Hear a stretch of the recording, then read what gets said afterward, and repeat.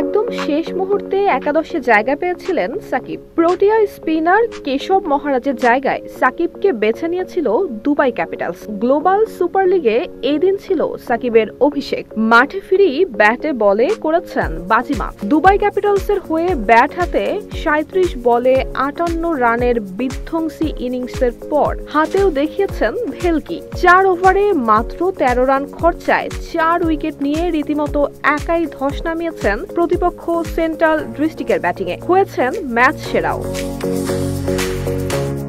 আন্তর্জাতিক ক্রিকেটে ক্যারিয়ার সমাপ্তির দ্বারপ্রান্তে সাকিব আল হাসান। আন্তর্জাতিক ক্রিকেটে ফেরাটাও সাকিবের জন্য অনেকটাই অনিশ্চিত এখন। গত বছরের অক্টোবরে সবশেষ ভারতের বিপক্ষে কানপুর টেস্ট খেলেছিলেন তিনি। এরপর থেকেই আন্তর্জাতিক ক্রিকেটের বাইরে রয়েছেন বাংলাদেশের পোস্টার বয়। তবে ফ্র্যাঞ্চাইজি ক্রিকেটে প্রায় দেখা যায় সাকিবকে। অবশেষে চলতি বছরেই পাকিস্তান সুপার লিগে লাহোর কালান্দার্সের হয়ে খেলেছিলেন সাকিব। এরপর দীর্ঘ বিরতি শেষে গ্লোবাল সুপার লিগ দিয়ে আবারও মাঠে ফিরেছেন এই অলরাউন্ডার।